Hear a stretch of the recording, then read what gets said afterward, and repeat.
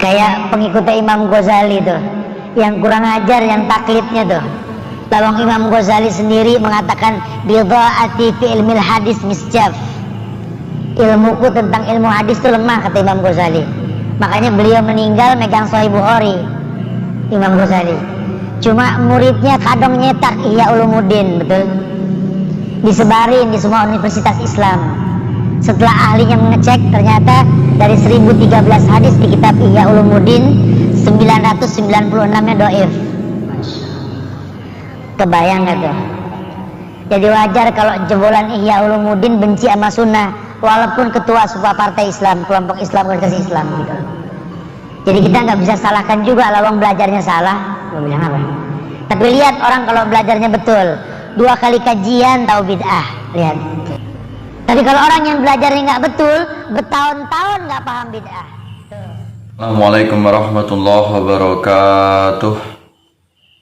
Alhamdulillahi wa kafa wa usalli wa usallimu ala sayyidina Muhammadin al-Mustafa wa ala alihi wa ashabihi ahli sidqi wa lafa. Asyhadu an la ilaha illallah wahdahu la syarika lah wa asyhadu anna Muhammadan abduhu wa rasuluh.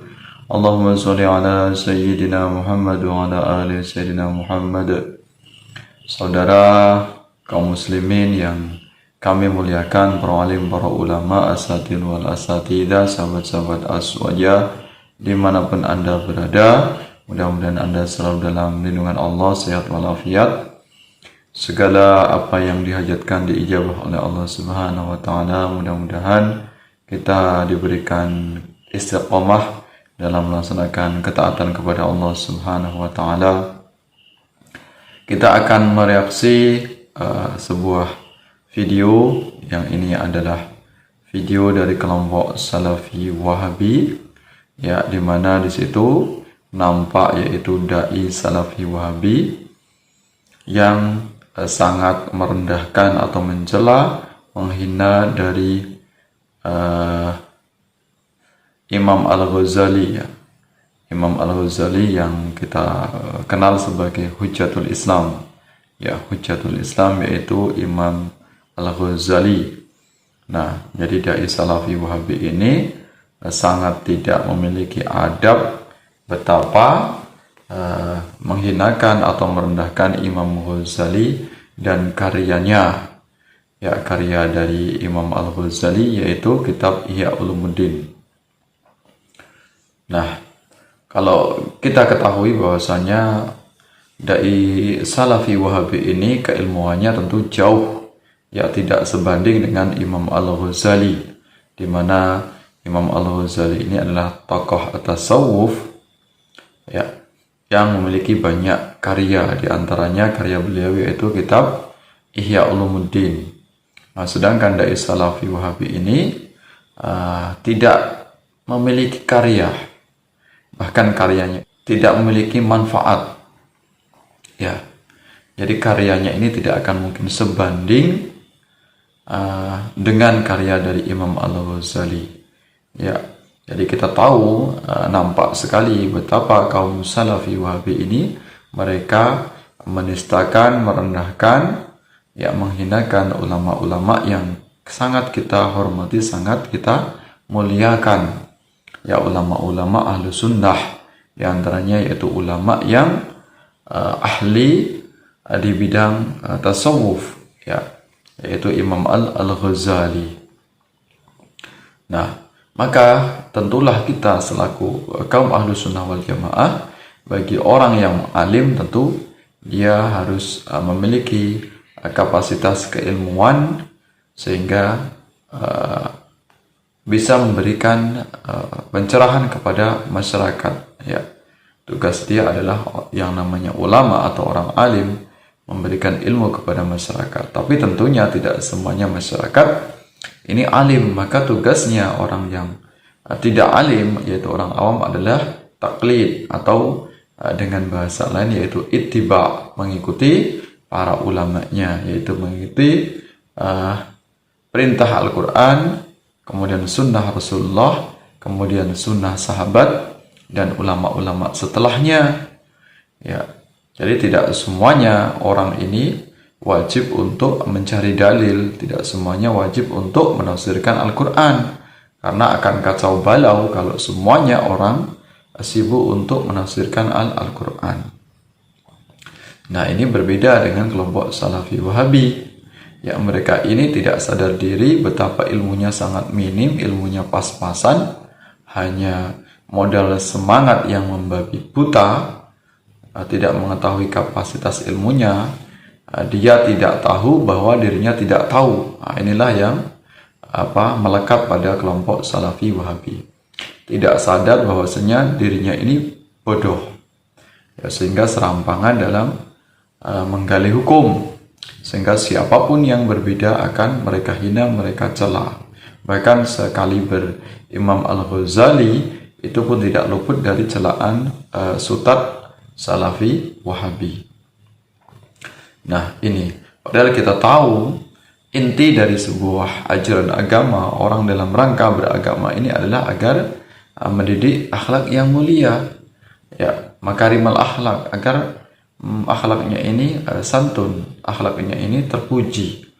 Karena Rasulullah diutus kepada manusia ini untuk menyempurnakan akhlak manusia. Tapi apa jadinya kalau orang semakin merasa memahami ilmu agama, maka dia semakin sombong. Maka ini jelas bahwasanya ilmunya yang dia miliki tidak mendatangkan manfaat pada dirinya. Justru dia akan semakin jauh dari Allah Subhanahu wa taala, dan tentunya akan dibenci oleh Rasulullah sallallahu alaihi wasallam. Bagaimana sabda Rasulullah sallallahu alaihi wasallam, la yadkhulul jannata man kana fi qalbihi mithqala dzarratin min kibr. Tidak akan masuk surga orang yang di dalam dirinya ini ada seberat zarrah, yaitu kesombongan.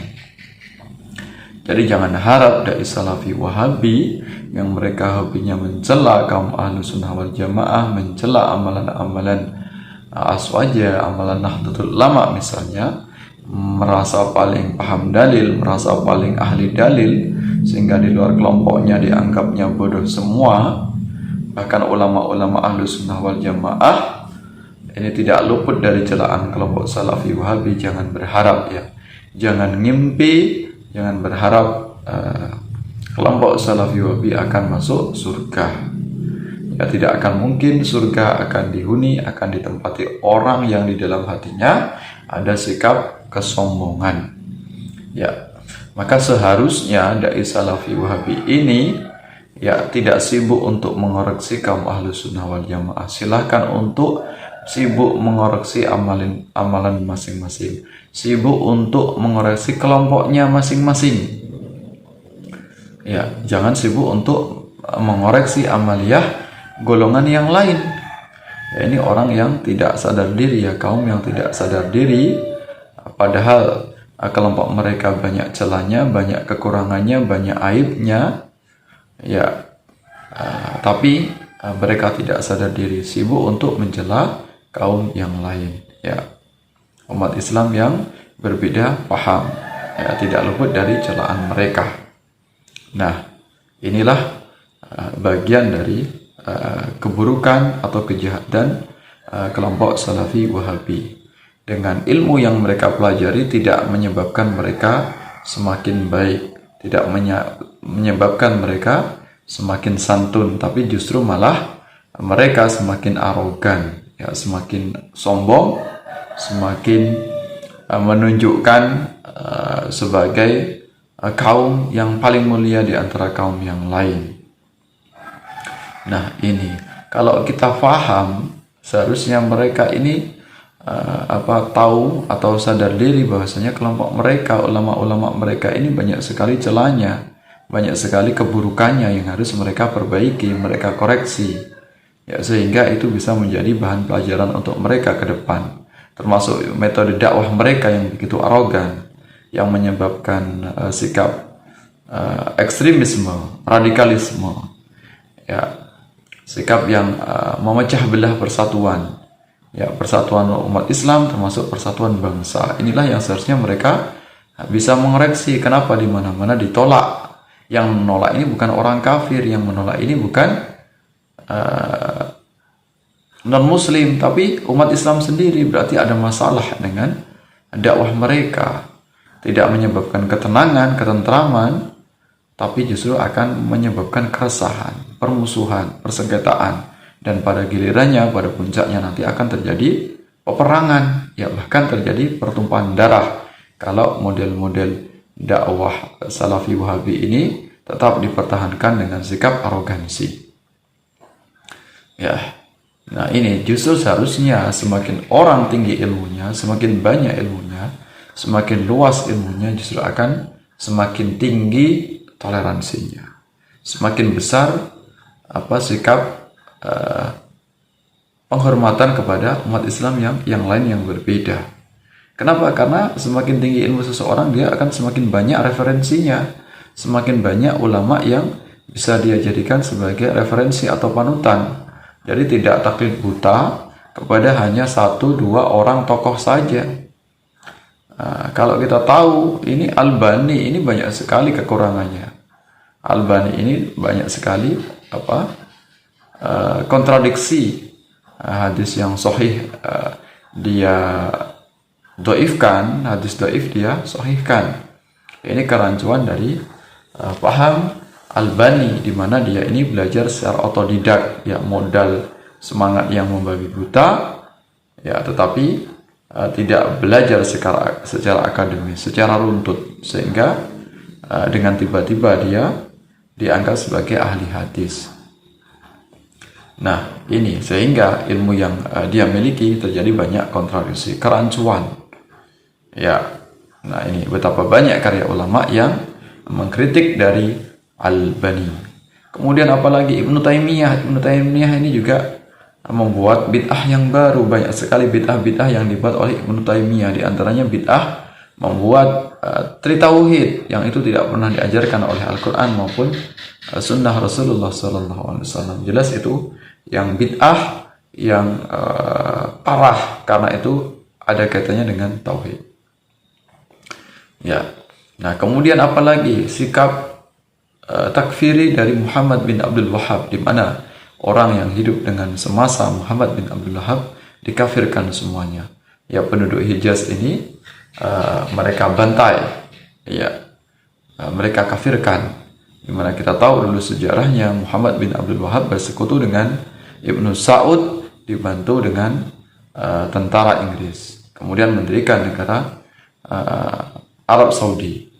Nah, bisa kita tahu sejarah kelam dari Wahabi yang sampai saat ini kelompok Salafi Wahabi ini berupaya untuk menyembunyikan identitasnya, menyembunyikan segala kejahatan masa lalunya. Ya, kelompok Salafi Wahabi berupaya untuk memendam dalam-dalam bagaimana kejahatan nenek moyang mereka, kejahatan para pendahulu mereka yang melakukan kerusakan.